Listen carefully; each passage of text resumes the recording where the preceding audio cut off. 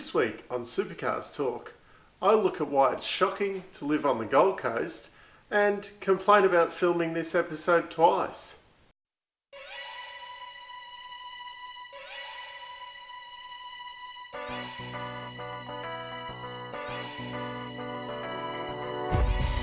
So, I already filmed this episode once this afternoon, and in typical Melbourne weather, it was hot in the shed, and I was complaining about sweating and stuff, and now it's a few hours later, and it's freezing out here. Why am I filming it again? Well, I went inside, put it on the computer, and the sound was all buggered up.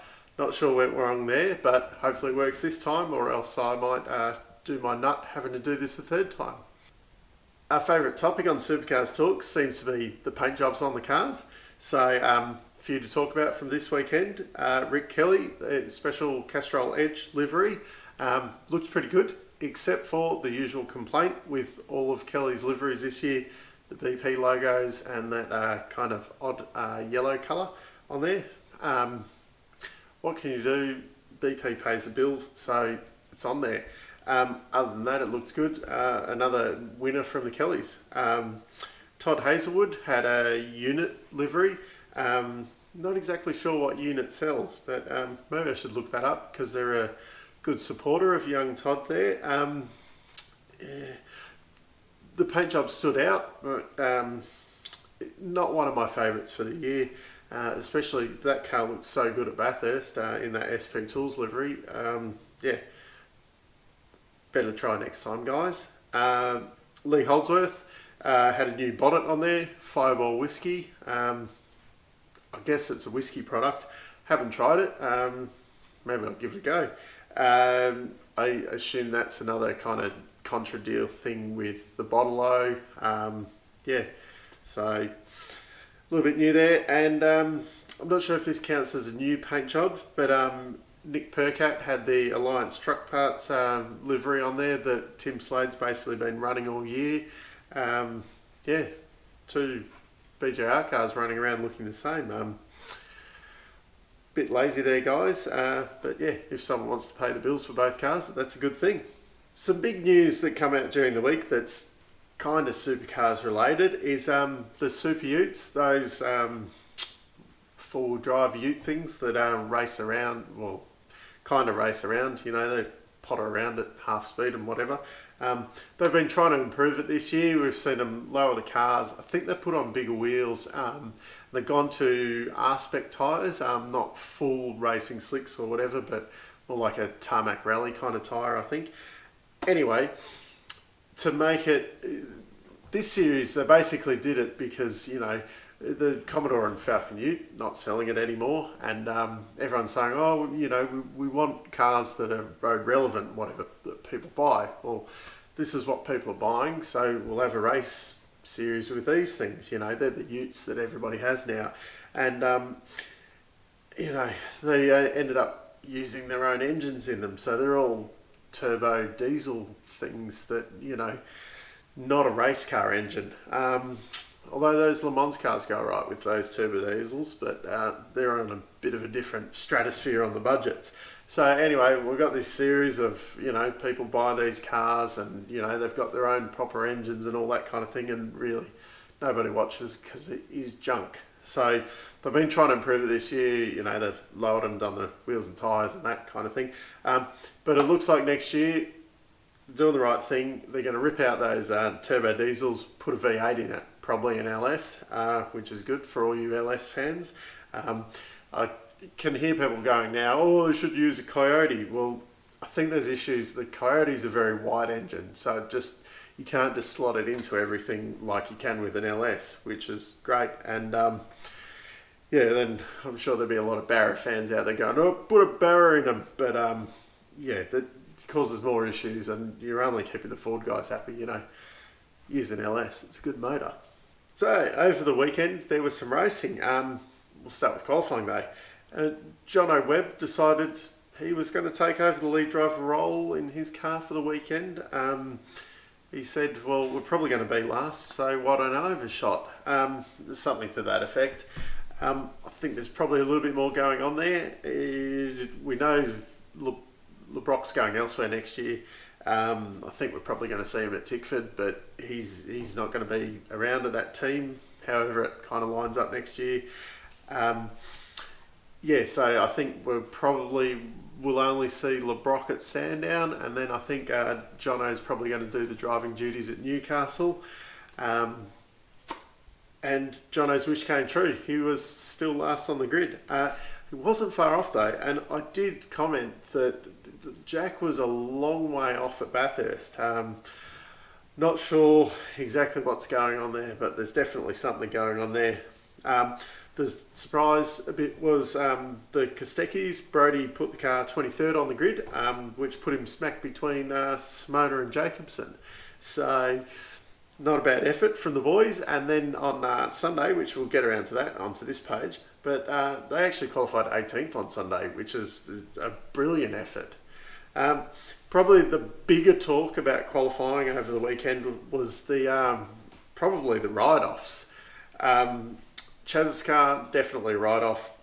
That's in the bin, which this doesn't happen very often. I think probably the last of these Car of the Future cars that went in the bin is Chaz's car from 2015 Bathurst. That one, which is actually at the Bathurst Museum if anyone wants to go and look at it at the moment. Bit grim, I think, going and looking at it, but there wasn't much left of that one. And apparently this one's just as bad. Didn't look too bad on TV, but I suppose the way it hit, yeah. So Chaz was out for the whole weekend. The race was a bit of a quiet one. There wasn't too much. We had one safety car, which was when Gary Jacobson's muffler fell out. They left that out for a few laps before they did anything about it. I think it was Nick Percat ran over it and kind of smashed up his front bar a bit, and ended up getting a puncture. That's when they decided to call the safety car out.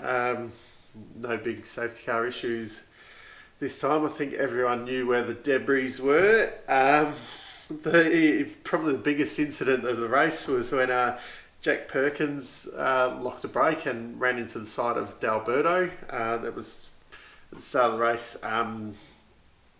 He got a 15-second penalty for it. It was his fault, but it was also a bit... D'Alberto definitely turned in as though no one was there. I've been a bit harsh on Fabian at times over things like this, and my initial reaction was D'Alberto's taken a bit of Fabian juice and kind of got himself in an incident that he didn't need to. And that's kind of the way I viewed it. Like, if D'Alberto just, eased off the steering a bit and just went a bit out, Jack probably would have shot through and crashed himself into a wall or whatever, and they would have continued on and been fine. Instead, they got crashed into, and, their day wasn't great after that. The other little one that was kind of interesting was if anyone saw the marshal hanging over the fence to sweep up whatever, I think it was a piece of someone's front bar or something. But it was weird. He was leaning over the fence and kind of swept it in, and then he seemed to lean over the fence to pick up, the bit of carbon fibre, and he seemed to drop the broom and all that. Would have thought once you'd swept it kind of, it wasn't far onto the track, but once you'd kind of got off the track against the wall, leave it, pull the broom over, that, it just, it seemed a bit dangerous kind of leaning over the wall. If he'd, taken a bit of a tumble, well, we have seen some big accidents down that straight over the years too, so it's not like it can't happen. So at the end of the day, all parity adjustments aside, normal transmission resumed. Red Bull got a 1-2. What we were afraid of, I suppose, happening at Bathurst happened today. So Whincup and Lowndes first, Van Gisbergen and Tander second, McLaughlin and Prema third. No surprises there. It was actually pretty close in the end, but yeah. Waters and Caruso, top of the Tickford pile, a sign for next year maybe. And Pye and Luff, the Walkinshaw car, after a disappointing run at Bathurst for them, they got themselves in fifth. So the endurance once again, that second Walkinshaw car, kind of turned it up again. So Sunday was probably the big news day. It all started off, Richie got stood down. So apparently what happened was on Saturday they had qualifying in that, and then they had a merchandise signing session and then the race and whatever. And Richie thought, oh, both days it's the same layout of the day kind of thing. It'd be the same way we run through the day. Apparently they were supposed to start their day on Sunday with that signing session and then have qualifying. He didn't check his schedule and got out of bed and went to the track kind of for qualifying. Gets there and Gary Rogers goes, no, you didn't turn up for the signing session. You're not driving today. Go home, son. They got Dylan O'Keefe to stand in. Probably wasn't planned because I think O'Keefe was running in one of Pithard's, Chris Pithard's uniforms, and they went, and I think he actually qualified the car to give him some extra laps, but I think in qualifying he was actually wearing Pithard's helmet, and they went wherever to go, and I'm not sure whether it was one of his helmets or they went and bought one down at local shops or something, but they had to go and get him a helmet. So it definitely wasn't a planned thing. Richie was brought into the team because Mr. Boost Mobile wanted Richie driving the car, and Mr. Boost Mobile is pulling his sponsorship for for next year, which is kind of why Gary Rogers is pulling the pin for next year. I think it's probably a little bit, we just needed a reason to get Richie out of the seat. I'm also wondering if there's a little bit of something going on in the background with Gary trying to sort something out for next year. I'm not sure, but I assume Dylan's been running in their Super 2 program. The money comes from somewhere. I assume he's possibly got a budget. I've heard Golding's got a budget too. I'm wondering if something's going on in the background where the two of them are trying to get some money together to actually run.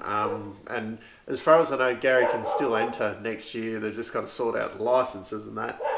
I think everyone's got to agree to it, but really, I can't see. I mean, Gary's a great character in the paddock and all that. I can't see the other teams turning around and going, no, we're not going to let Gary enter a couple of cars next year. I don't think that'll be a problem. It's more them getting the budget together and sorting everything else out. But as far as I know, no one's left the team or anything yet, so they're probably still good to go for now. So speaking of qualifying, McLaughlin had a big one. I don't know why he was pushing so hard. He could have wrapped up the championship there and then, but anyway, he made a mistake. He trashed the car. Apparently one of the shock absorbers ended up on someone's balcony, smashing a table and denting some tiles or something. Pretty big when you fire something, out like that. Doesn't happen very often, but the Health and Safety Brigade has jumped on it, and they're saying this is why we shouldn't have street circuits. Well,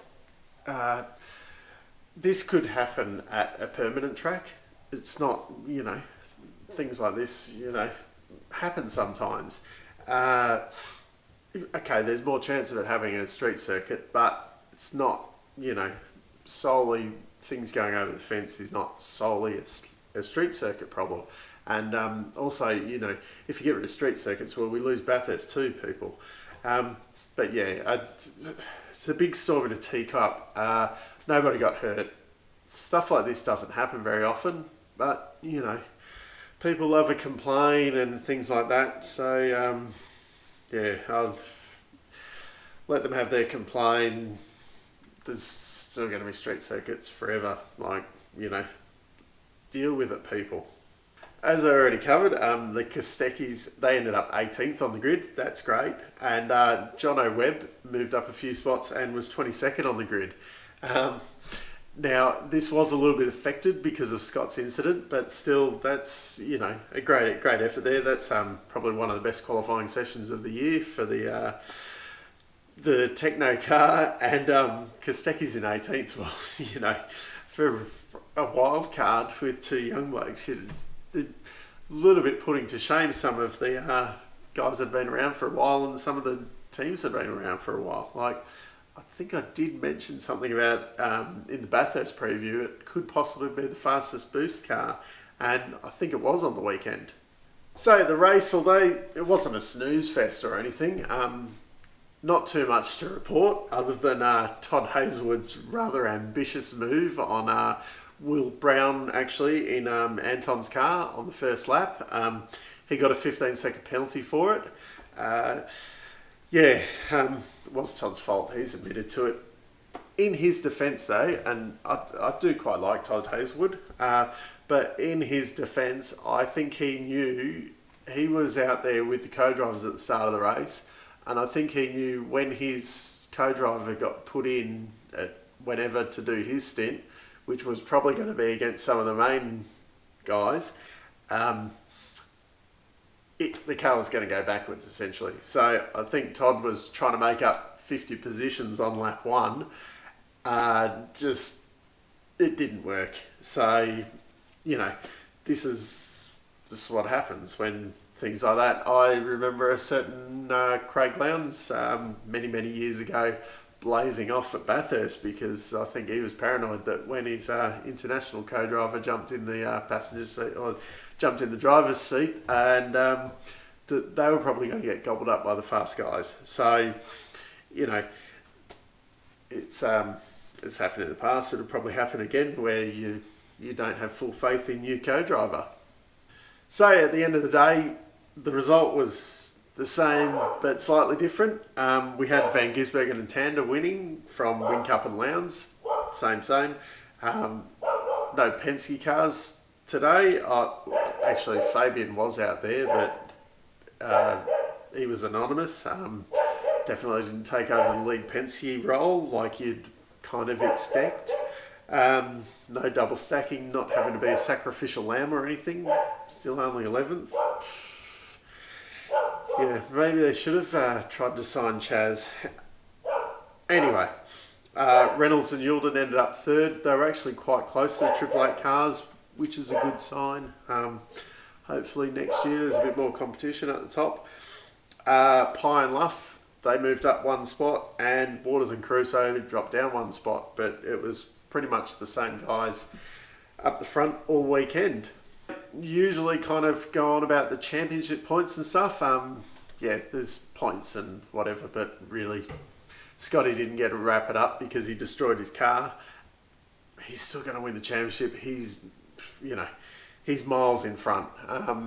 Never say never, but chances are he's not going to destroy the car at Sandown again and let the thing roll on to Homebush. So championship's done and dusted, really. So I tried to keep this a bit short and sweet because it's getting a bit chilly out here late at night. I've forgotten all the jokes that I put in the first one. You would have loved it. It was hilarious. But anyway, sound didn't work. These things happen. Until next time, I'll see you later.